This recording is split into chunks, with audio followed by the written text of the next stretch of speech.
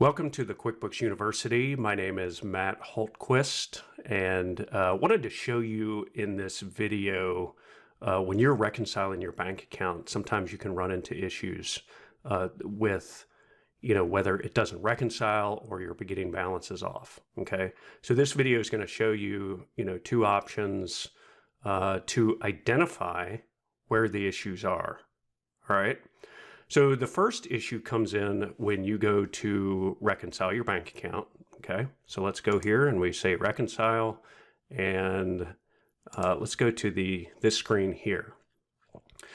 This is what's going to pop up when you start to reconcile a checking account, or it could be a credit card account. It really doesn't matter. Okay, so any reconciliation that you have, and if you say beginning balance 71,474. Okay, so this is supposed to match your bank statement. So if you're looking at your bank statement and the beginning balance doesn't match this amount, how do you figure out what to do?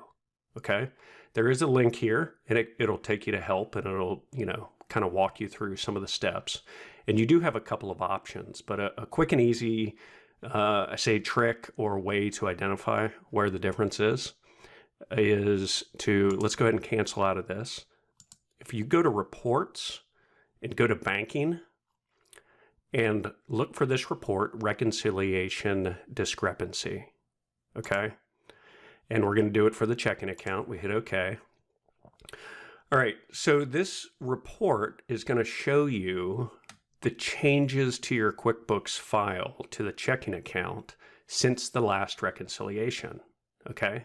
Somebody may have gone in and voided a check or voided a deposit or done something like that.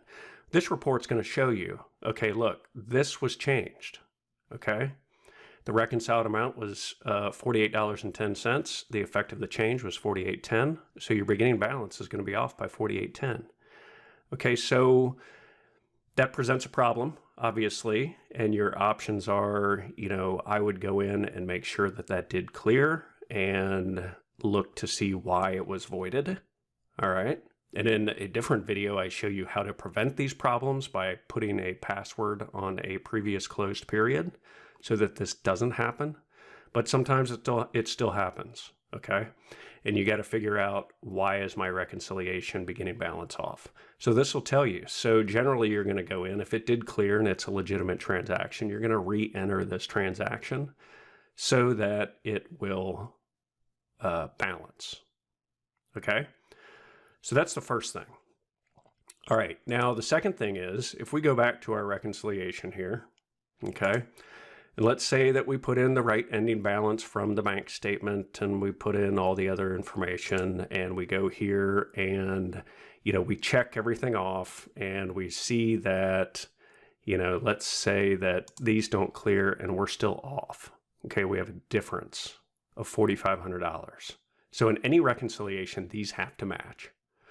All right, so a couple of things here. First, what I recommend is that you go back through all your transactions and go back through the bank statement and make sure that you have checked off everything that has cleared. Okay, make sure nothing's missing. If something's missing, you're going to go back in and add it to your register and then check it off so it clears.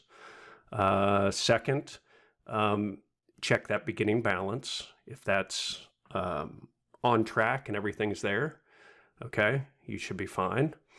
Usually you're going to find the issue when you do that. But sometimes, in a QuickBooks file, and in a business, you may have, excuse me, hundreds of transactions, okay?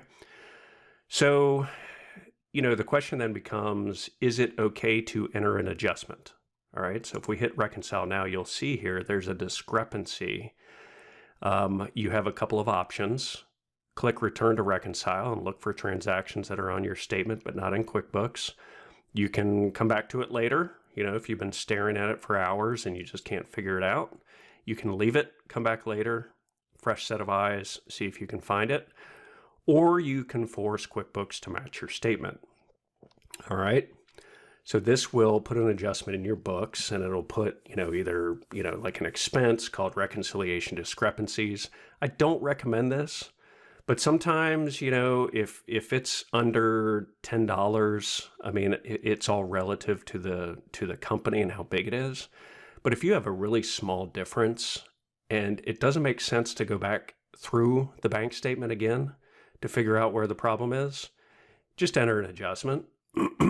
If it's too small to worry about, just enter it and move on. Okay? But if it's a big one like this, $4,500, that's a pretty big adjustment. Go back and find it. All right? So you have to use some judgment with materiality, but if it's not material, enter the adjustment and move on. All right? If it is material to the size of your company, go back and find it. It's as simple as that. All right? All right, hope this video helped you a little bit in reconciling your bank accounts and figuring out where some of those discrepancies might be. We'd love to have you join us at the QuickBooks University at qbuniversity.org. We've got 45 training videos that are going to show you, soup to nuts, everything you need to do in QuickBooks to help you make decisions in your business and grow your profits. All right. You want to make sure you have those right financial statements so you can make the right business decisions. So head on over there, qbuniversity.org. Look forward to seeing you over there.